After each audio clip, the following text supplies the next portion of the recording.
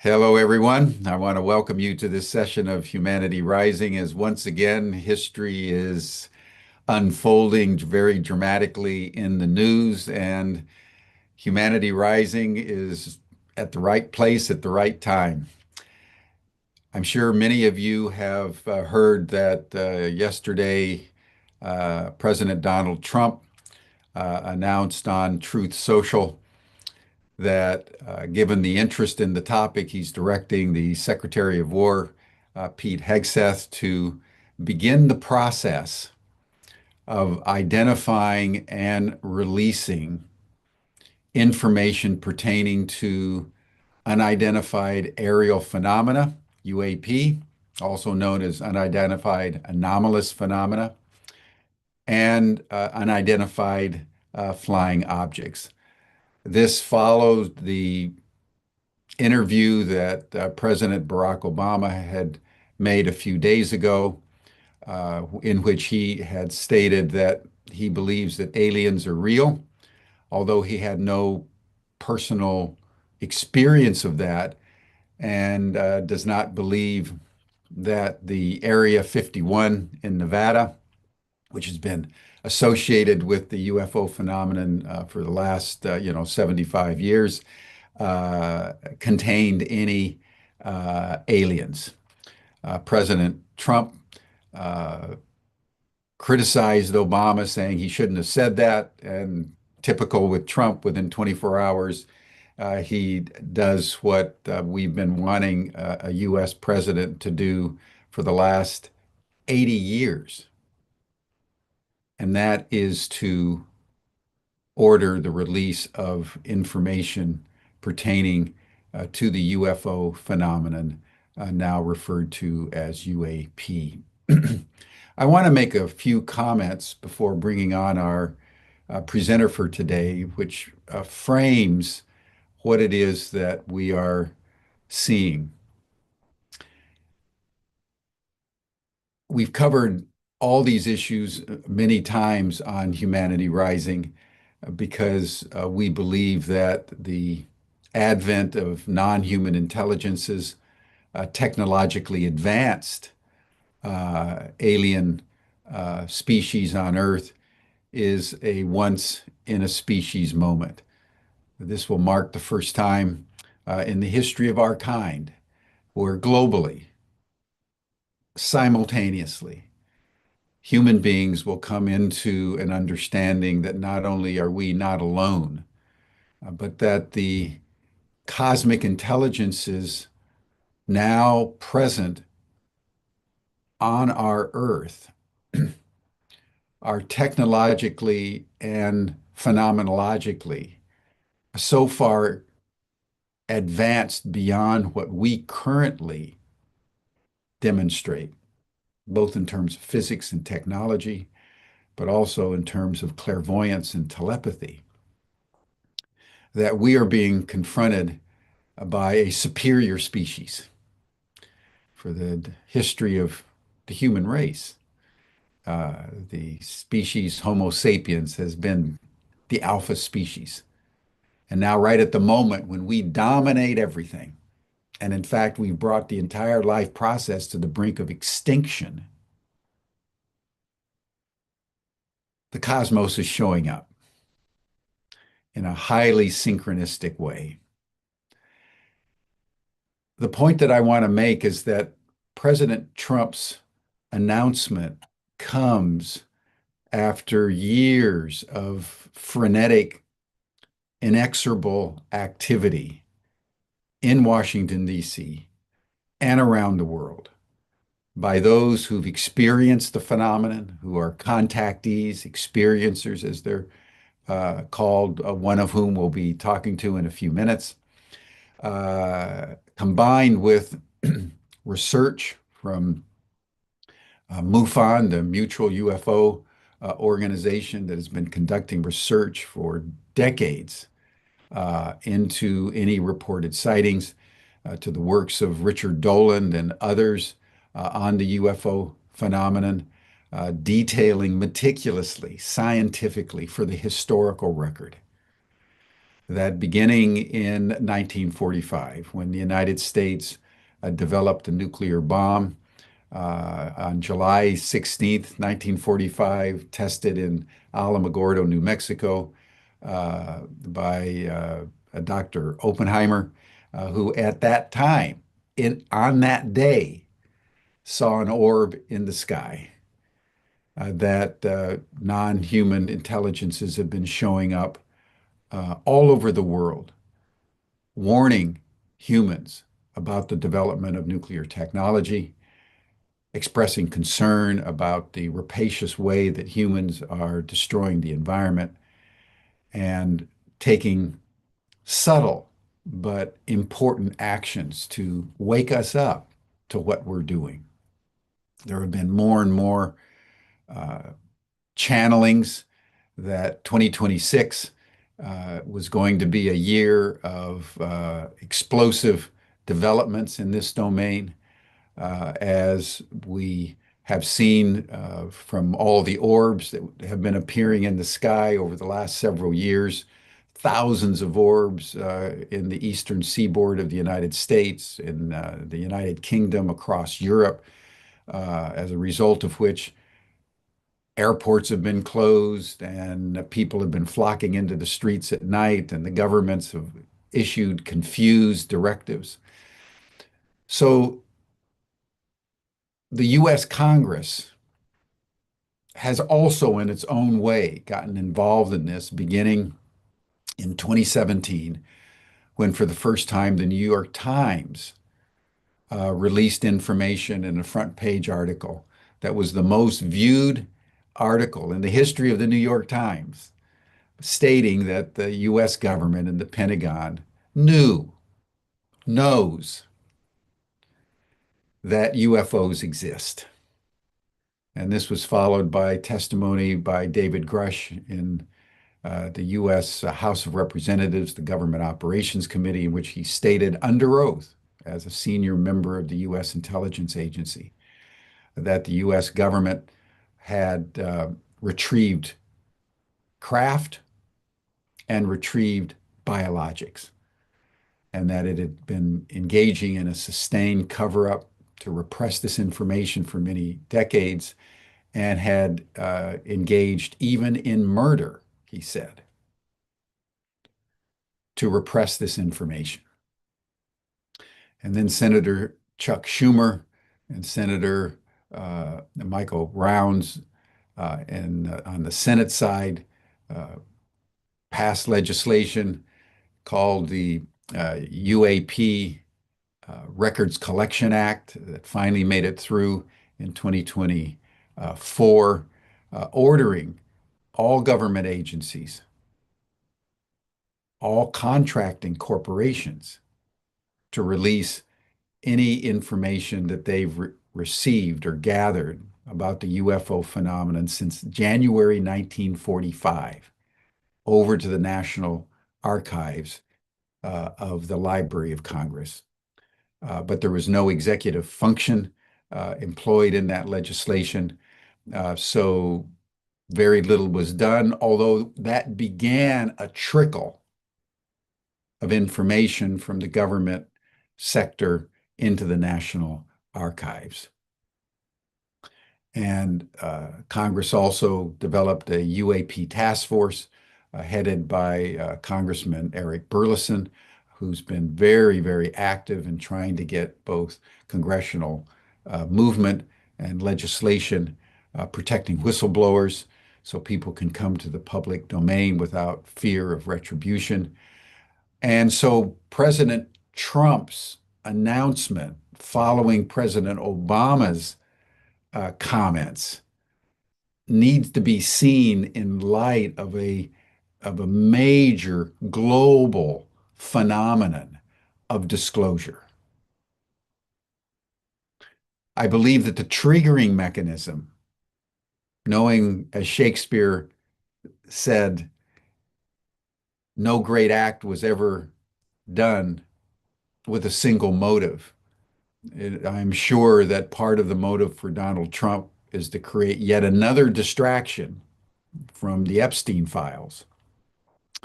But whatever the motivation, we now have record for the first time, President of the United States ordering the Pentagon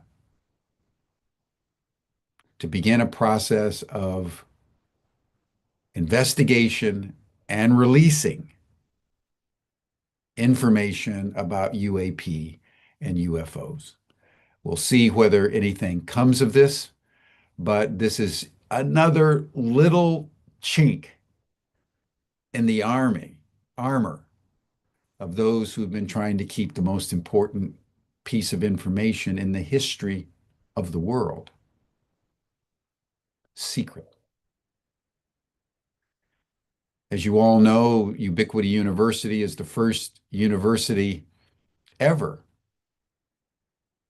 that developed a extraterrestrial studies department. We do so in partnership with Bertie Jaworski, and the founder of Transdimensional Mapping. The State of the World Forum was convened last December. That was the first conference in history that integrated the UFO phenomenon into the discussion of major world events. And out of that came a major strategic initiative for the first time again. We were the first conference to actually discuss the possibilities, not only of the reality of UFOs and UAP, which is now sort of a given, but the deeper, much more explosive reality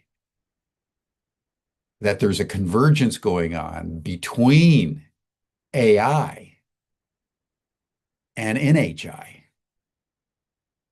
You know, think that thought. We can barely understand the transformational impact of artificial intelligence. We don't even know what we don't know about non-human intelligences on Earth. Just think of what is implied by a convergence, a connectivity between AI and the ETs. That's a major summit that we're convening on the 22nd of March. Georg will put the link in the chat box.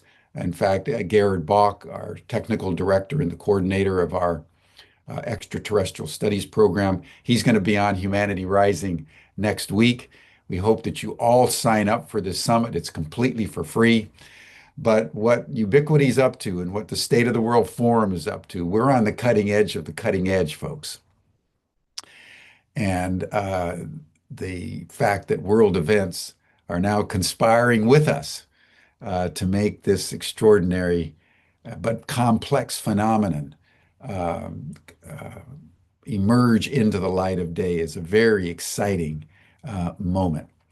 So I want to welcome all of you to Humanity Rising. And again, as I said at the beginning, just want to now welcome Giacomo Longato, who's an experiencer.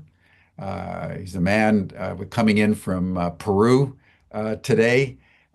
He has been deeply immersed in not only an experience of non-human intelligences, but has developed an extraordinary analysis of sort of who they are and why they're here that I think is important for all of us to bear in mind.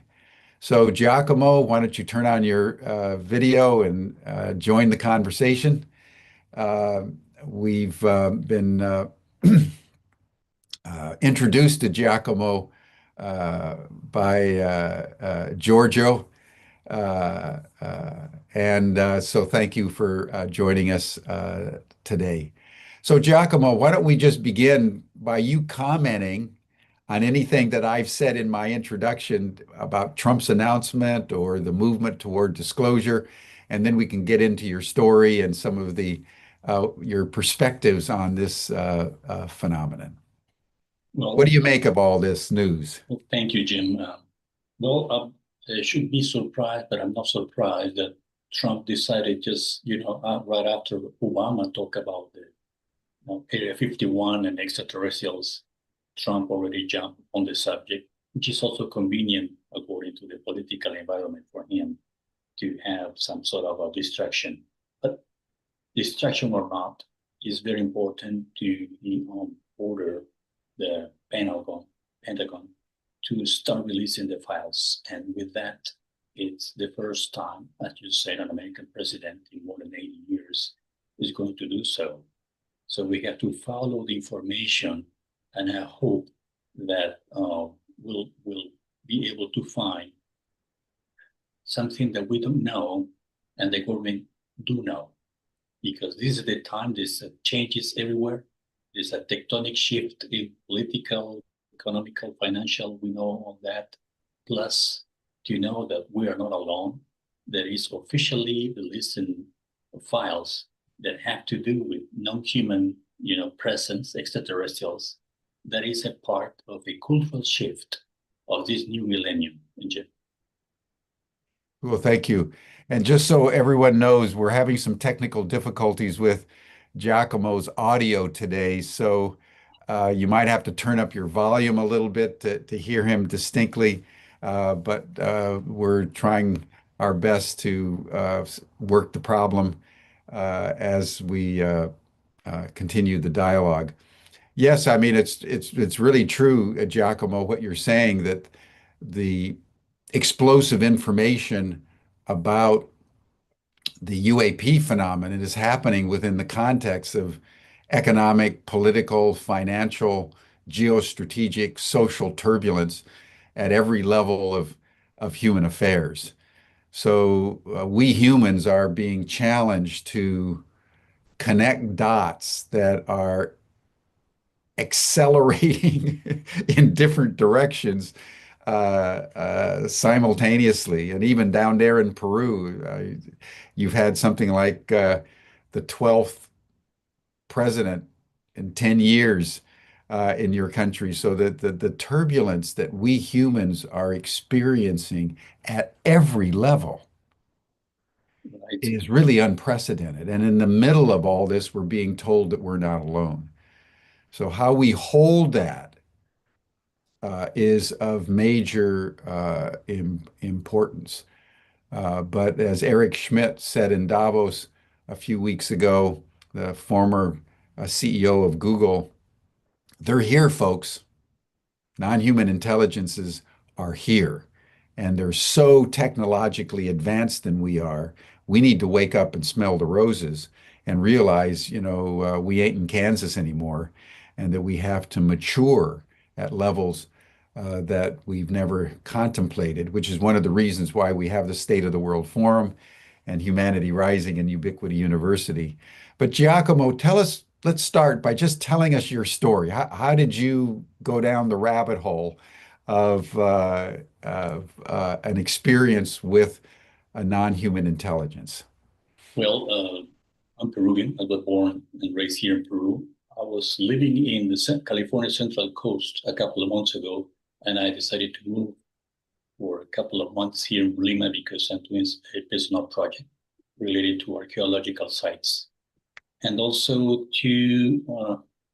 I think you're right, because the extraterrestrial presence, what it does is to, besides habituation and desensitization of the humanity within decades, years, because they have, it seems, all the time to deal with us, with our civilization, also to understand that the cultural revolution, at the very end, the cultural revolution, the cultural and spiritual revolution of humankind is to accept the extraterrestrial presence, or to establish within time some sort of diplomatic liaison or relationship with them, whoever they are, because it seems to be that there are many species or many extraterrestrial, group of extraterrestrial that we see from, we usually see on the, or read in articles and interviews. They came from Andromeda, they came from Alpha Centauri, they came from the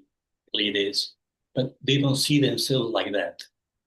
They see themselves as one unit that try to contact step by step, gradually, the world in crisis. A multicultural planet, a planet with a multicultural civilizations and cultures is difficult to contact. And the front of this is the United States, because still superpower. With that, we have to understand that, yes, at the same time, we are a little bit behind to understand the ET phenomenon, the ET reality. And when I started to have my own experience, I'm 64 right now, and I was 17 years old when I was able to see in 3 consecutive weekends UFOs hovering over my home here in Lima. And with that, it increased my curiosity to understand what I was seeing. And to make the story short, I have an experience while I was sleeping. I guess I was sleeping. I woke up and I saw a lady, a woman, extraterrestrial, beautiful, but with cold profile, someone that when approached to me when I was on my bed, I felt like she was like a teacher to me, someone that overwhelmed me by her presence, and I felt like an open book. And she repeated 3 times to me in a very gentle voice that I have to use my mind, just like that. I have to use my mind. She said to me, "You have to use your mind." And she touched her in between, in this section, really, the third eye, I would say. So I repeated, "I have to use my mind." She didn't say goodbye. She didn't say anything like that. She walked backwards. The door was, my bedroom was cracked, open, a little bit open. And she just went in and left the bedroom, the door shut. And then I woke up again. And I thought it was a dream or it was something real. And at the very person, I cannot tell you what it was, but it was an experience.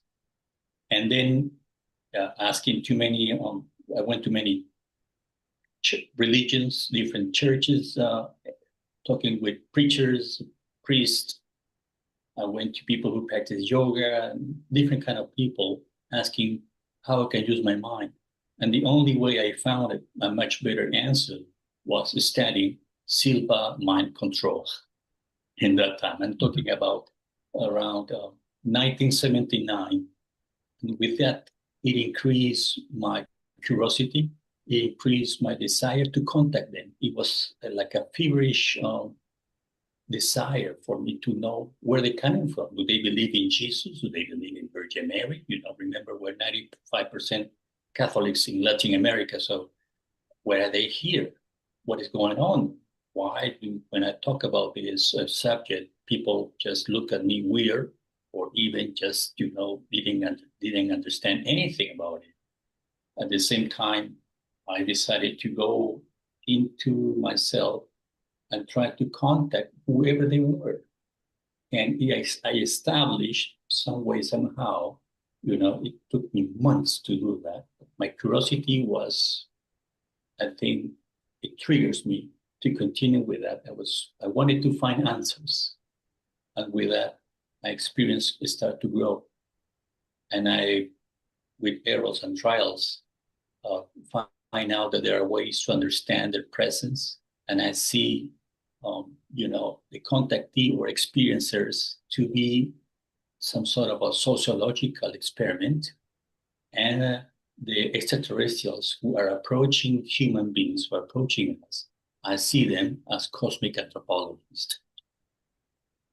Good. So let me just make sure I heard you correctly and understand what you were saying, that you, as a young man, had an experience uh, while you were essentially sleeping, and a woman appears to you,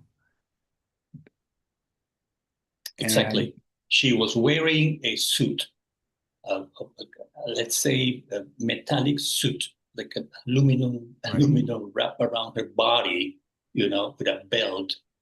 She was like regular height. She looks Nordic. She looks Slavic to me. She was beautiful. At the same time, she didn't show any emotion. She was right. a So cold she just kind of beauty. came into your room I see exactly. and Yes. said, use your mind 3 times, and touched you in the third eye, and then receded back And did you wake up at that point? Were you already awake during the experience? I think I was awake when she left the bedroom. I opened my eyes and I saw the ceiling of my bedroom. And I thought, was this a dream? Was this real?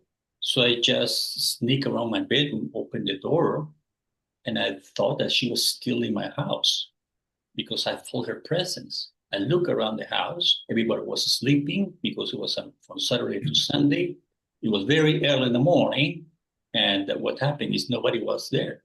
But my curiosity and my desire to contact whoever I thought I saw on these 3 times that I saw UFOs hovering over my house in Lima, my curiosity increased, exponentially, and I wanted to find answers. Gotcha. Gotcha. And has she come back? Like Chris Bledsoe has had an experience similar to yours of, in his case, visitation by orbs, but that the orbs sort of morphed into a being, a feminine being that he refers to as Our Lady. And she has been visiting him regularly ever since, normally around Easter time. Have you had any further contact with this being? No, after that, I never saw her again. I can describe her because it's vivid in my mind. I never saw her again. Within time, around 1988, because that experience happened to me in 1979, but in 1985, I have a contact. In that time, the number 13 was, let's say, following me, the number 13. If someone asked me what time is it, when I was walking on the street, what time do you have? It's 13:13. When I opened a book in the library, it was on chapter 13. When I don't know, the number 13 started to follow me, I would say with synchronicity under these circumstances. And I knew they wanted to contact me. Somehow I knew it. Mhm. And besides that, there was an area outside Lima on the way to the Andes, on the way to the eastern part of the city to the Andes. It's called Chosica. Nearby, a place called Coca Chacra, like Coca Chacra, like that. Mhm. And always listening on the radio, people going to spend the weekends on these beautiful areas called Chococa Chacra, or talking about on the newspaper an article written about the same area, or someone talking on the street, when you were just walking through, someone talking, oh, this weekend I'm going to this place or this area, which is in the area, it's a huge area on the way to the east outside of Lima. So I realized and I asked myself, and I started to think, if you guys wants to see me, why and when? I just thought like that because some way, somehow you develop a connection, organic, fluid connection with these intelligences. And I received the date and the time, and I asked them, I'm not going at night. If it's going to be an encounter, I want to go during the day. My encounter was one Saturday at 10:30 in the morning in an area known as Coca Chacra outside of Lima. And in that time, I was there, and I was in the Andes. It was an isolated area. Nobody was there, just myself. And I just screamed with a loud voice, all right, I'm already here. What do you want? I, I act like that because I wanted to know what's going on. What do they want from me? I'm just a regular young man back in that time.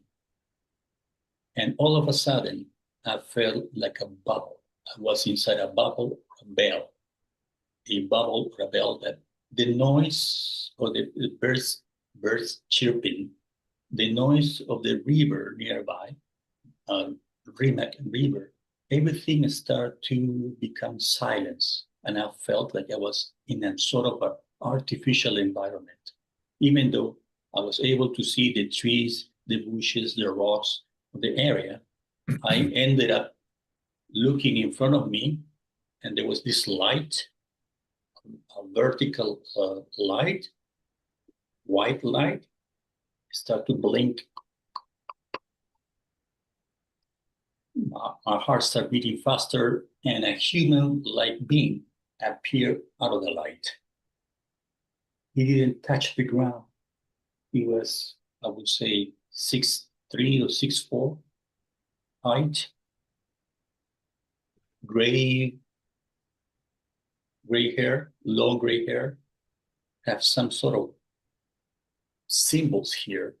For me, it looks like a military, some person, a commander or some sort of captain, some sort of that, an officer, I would say. That was my impression. And I started really to panic in that time. And I almost fell down.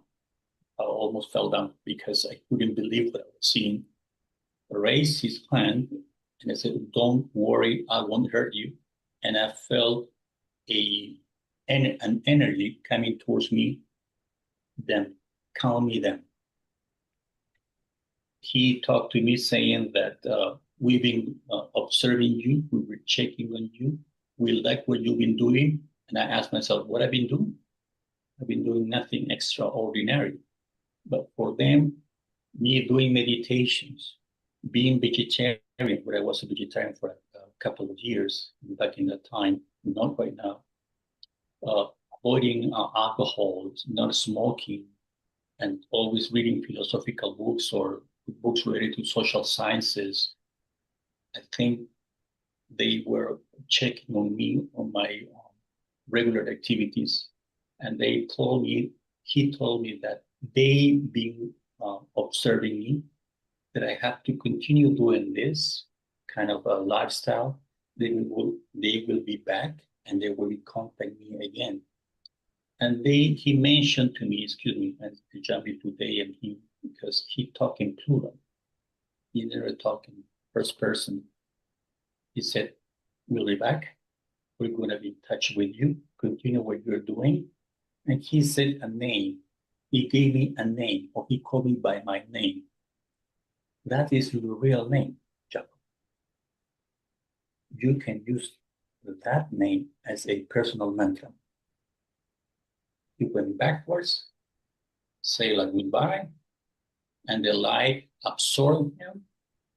It started to blink, vanish, and I felt the noise and of the surrounding area coming back. I was not inside of that bubble or veil. And really, I couldn't believe what I was going through.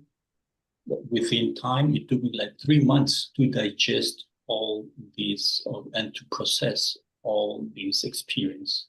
I wanted to talk to everybody what I have experienced, but at the same time, I refrain myself because it is quite difficult to make simple people telling about your experience, an extraordinary experience. I understood also that it brings you responsibilities. You have that kind of experience. You have a responsibility with yourself and with society as well. And that was part of my experience. I have had also a beautiful spiritual experience after meditation. To put in simple words, I was doing a meditation in my apartment in Lima while I was living in Lima. That was around 1991. And let's say that a human-like being, entered into my consciousness, and I felt completely relaxed. To make the story short, when I woke up the next day, I was able to be in complete peace and harmony for 10 hours straight until that feeling vanished. And those 10 hours that I experienced absolute peace and harmony even walking downtown Lima with all the traffic, the noise, the people, the passersby, everything I understood when I focused my mind into people that was walking or a young lady. I was able to felt to even understand why she was living like that, why she was the person that she is, why she was a human being like me in a different situation, in a different role. Like we all are actors in a big theater of love. And I was I feel blessed that I received the sun rays. I feel blessed that I was able to breathe. And I was breathing, let's say, with the harmony of the universe. I think that that was the most beautiful experience I've ever had in my life. And with that, the meaning of life or our position in the universe start to change. And yes, we're not alone. There is something else, but at the same time, we have a relationship, a bond with the universe that transcends nationalities, race, religion, philosophies, and ideologies.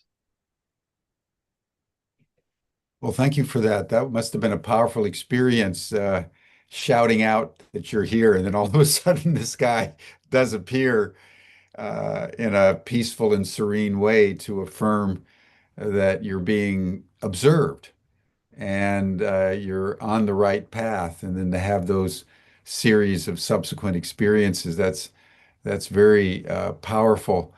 Let's unpack that because you've made the point that in some way your understanding is that they are interacting with us like our anthropologists interact with other species in the jungle or when we come across something new or are interesting, and that they are here observing us almost in a scientific way.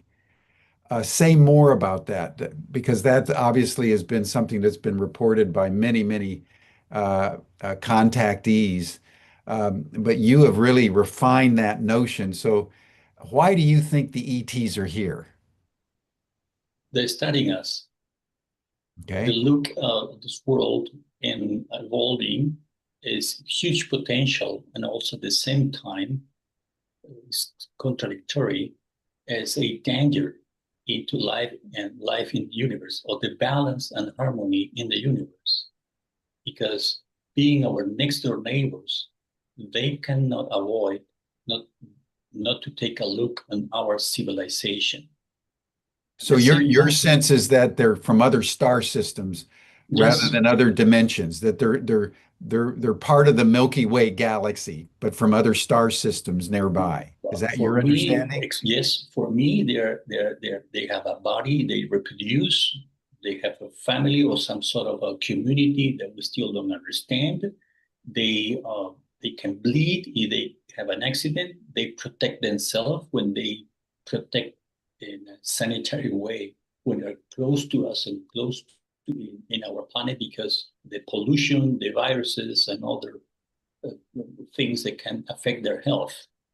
So they keep a reasonable distance within us, or they use a holographic projection from their spaceships or stations or wherever they're located to contact us, like the contact I had in 19 that I have in 1985.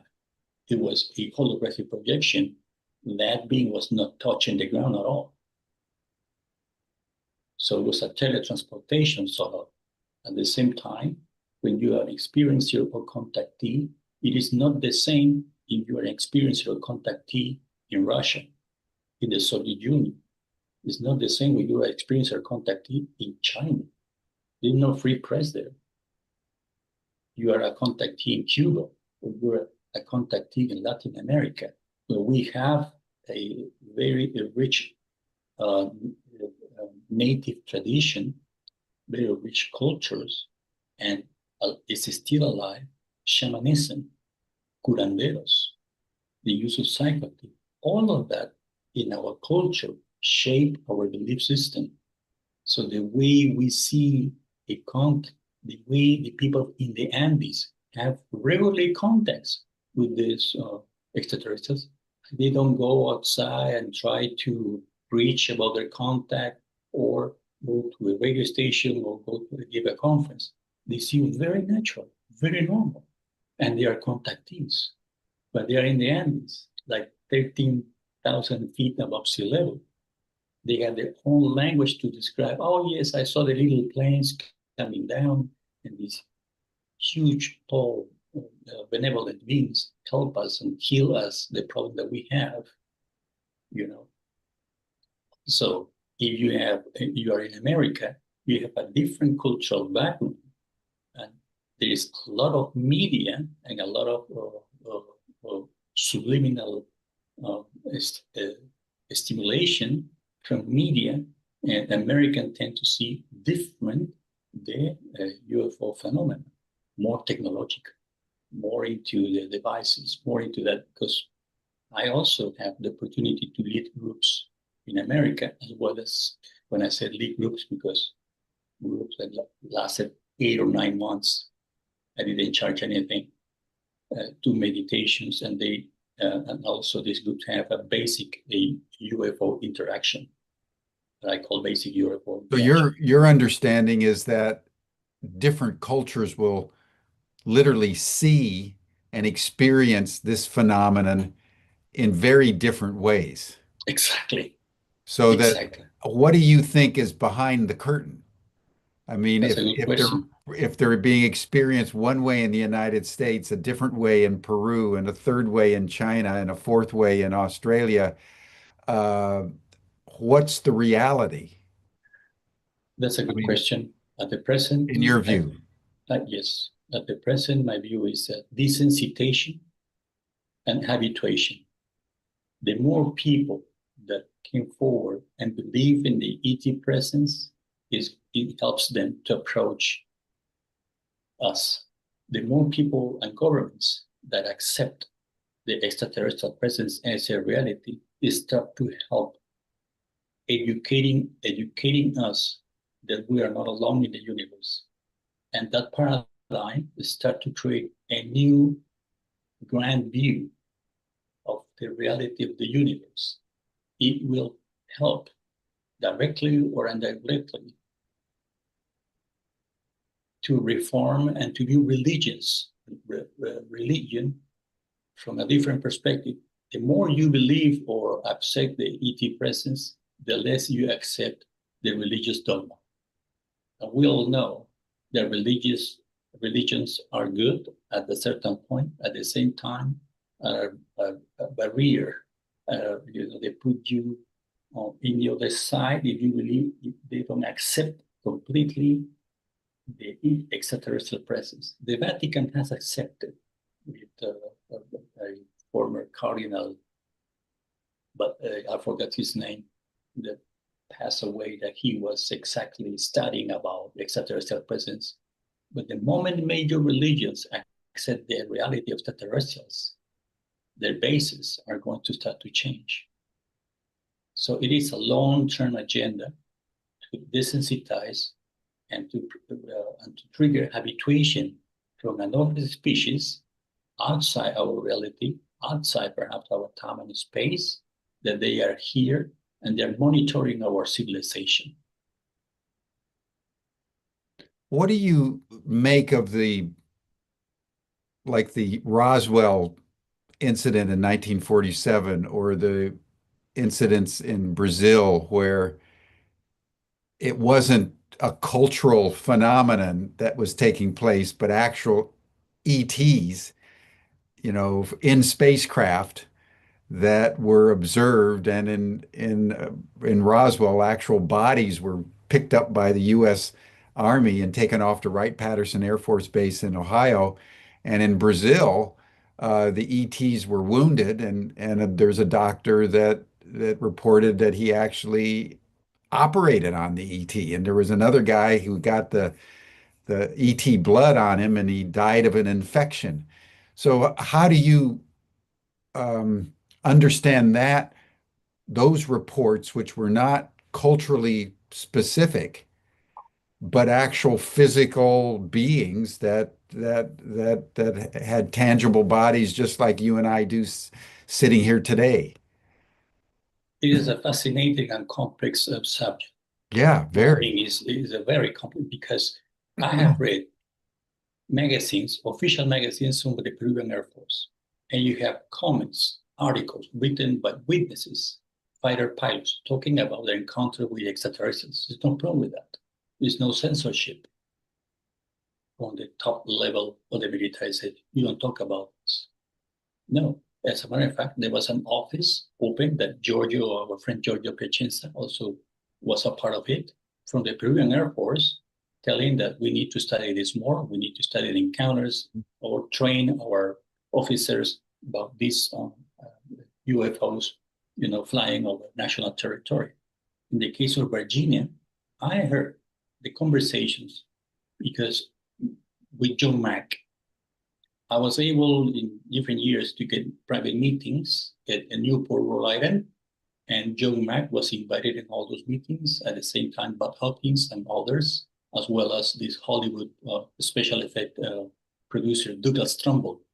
We have an amazing conversation back then, and he was talking about, John Mack was talking about the Virginia case. It happened, they failed, they made a mistake, they crashed the UFO, a poor ET was captured, and he was subject of surgery or some sort of a health situation. Because we have a view, very short view, myopic view of this reality. And they can make a mistake, it can change this, what do you say? They change our perception of reality. At the same time, these news, these witnesses continue to maintain firmly their experience and their testimonies. They don't change a bit. They're not receiving money. They're not being harassed or ridiculed. The perception how a different culture adopt the extraterrestrial presence, it also helps a lot to educate ourselves. It was very common that I have listened to Peruvian top Air Force officers saying that they were having a meeting years ago, a meeting with a general, an Army general, an Air Force general, and a counter admiral, talking about to exchange information, the three armed forces exchange information from about UFOs in the Peruvian territory. One of them, the next day, received a phone call from an American military attaché saying, whatever information you have to give me a copy today. Mm-hmm. So this is, you see what I'm saying? So this is a situation that also the one who quote, put barriers or block this information because it is information related to intelligence is the American government at the same time. Sure, sure. You By the know, way, mhm. what is your view, Giacomo, on these mummies that are there in Peru? That I've seen one, and Giorgio has talked about it numerous times, and I'm sure you're there in Peru and you're very apprised of it. What's your understanding of this phenomenon? Are they real? What do they signify to you, given what you know? Look. The mummies are always found in a specific area. They don't. Whoever found it, they never show the exact location. They never report to the Ministry of Culture, to the local branch of the Ministry of Culture in the area. They're perfectly assembled. When you interview people related to do some research on the mummies, all of them are odontologists, medical doctors, but none of them are forensic anthropologists. You have to have a forensic anthropologist, an expert in X-rays and DNA to find out how these mummies, corpses, have been used, of human beings that you used to live. has been used to create a business. It is So you're skeptical. It You're is skeptical. completely, I completely see the very first time it appeared too good to be true. Those mummies, you don't find a crack, not a bracelet, not a textile, not a ceramic, nothing. And in that time, if they lived 1,200 years ago, according to the DNA and RC14 dating, they never interact with the local communities and the local cultures. There are several cultures in the coast of in the coast of Peru, and they were located in Nazca. It was easily to exchange, to travel, to have some reciprocity and exchange of goods, or to travel with other cultures like Paraca, Ica, Chincha, Paraca, Chincha culture, Ichma culture, Wari culture, and others. The other cultures never mentioned the three dactyls, never mentioned those elongated skulls, those mummies that are called alien mummies. No, there's no chronicles even written by the Spaniards. There are no oral traditions about these kind of mummies. So It you think triggers there, the fantasy. yeah, so you think that there's some kind of a hoax. There are a hoax. They are not some kind, Jim. There are a hoax. There are people making very good money with it, and there are people, professionals, perhaps an anthropologist or a doctor, doing those, assembling those bones and corpses that have been under the X-rays. They show different kind of density of bones from children, from animals, and from adult human beings. All of that using human corpse to make business. That is disgusting. Oh, wow. So you have a very specific point of view. Thank Oh, you. yes, Thank because you. I followed that since the very beginning. Yeah, yeah, yeah. I Yeah, followed yeah, that yeah. since the very beginning. So, that was, called a forensic anthropologist and do a duly research.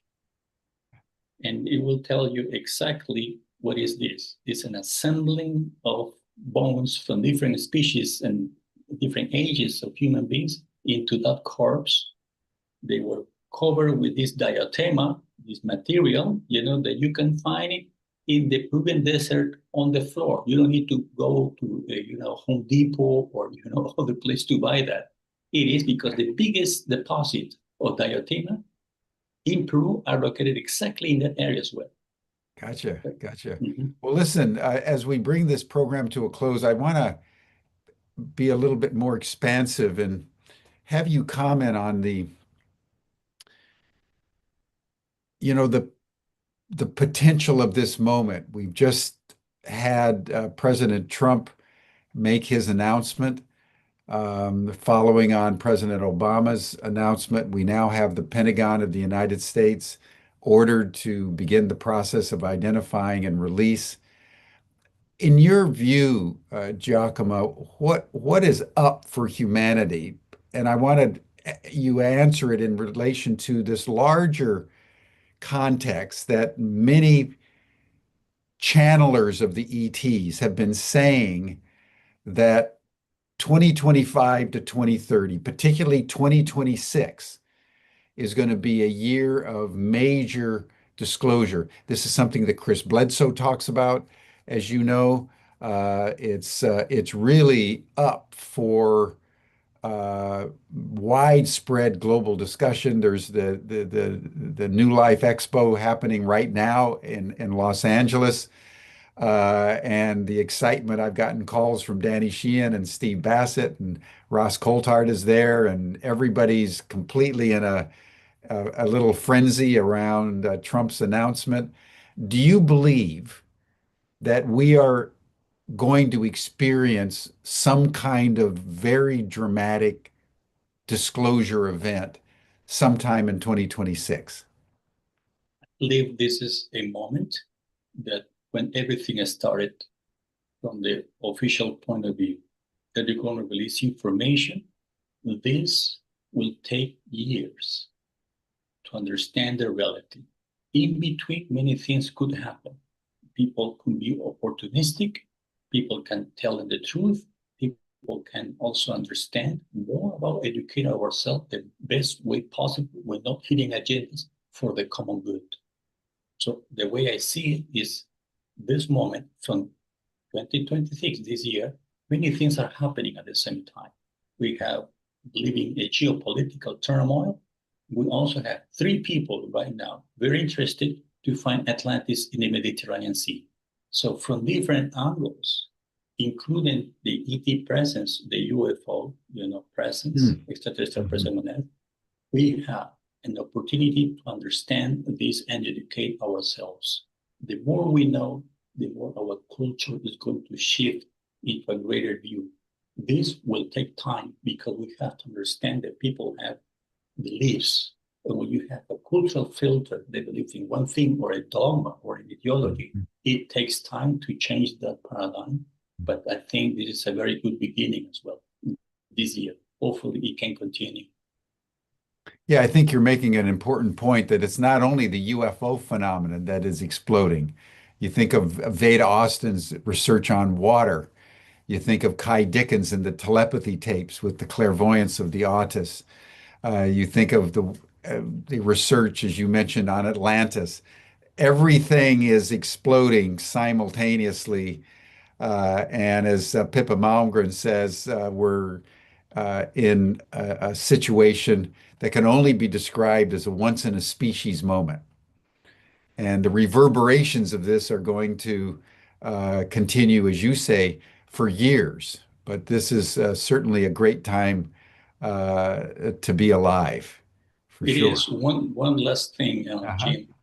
First of all, I really appreciate the invitation to be here with all of you members of your university, and also it is possible if a very small group of people are convinced to start a communication with extraterrestrials, with benign, possibly evolved extraterrestrials, because we have all kind of beings in the universe, and to start a contact with extraterrestrials to have the first step, basic interaction, to follow the steps of the basic interaction with the presence of UFO sightings and then with communication.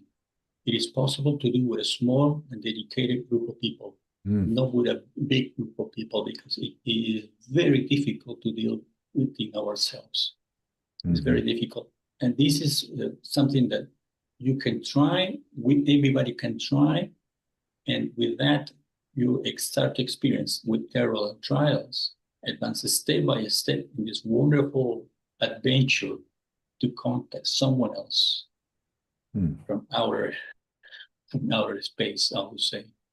It brings you responsibilities. You have to bring commitment. And sometimes this commitment and responsibility can clash with your family, can clash with your work environment, because that's the situation in the society that we're living. But at the same time, it is also a beautiful experience too. Mhm. Well, Giacomo Longato, thank you so much. This has been a very informative. I apologize, everyone, for some of the audio challenges that we've had today, but I hope everyone basically could understand what Giacomo has been saying. He's going to join the after chat now. You'll see the link in the chat box, and you received it in your Zoom reminder for today. And then again, next week, we're going to have our very own Georg Balk talking to us about this AI NHI summit that is coming up on the 22nd of March, convened by the State of the World Forum, Ubiquity University, and other partners from around the world. And we hope that you'll join us for that very, very special online summit. Giacomo, thank you so much. This has been very illuminating. I love your stories of your visitation, not only from this beautiful woman that just touched you in your third eye, but this other gentleman that just appeared as an apparition and told you it's all going to be okay. Yes, thank you. Thanks to you, Jim. Let's That's the have main faith. thing. That's That's the the main main thing. thing. It's all going to be okay, folks. Thank you, Thank you. everyone. See you soon on the after chat.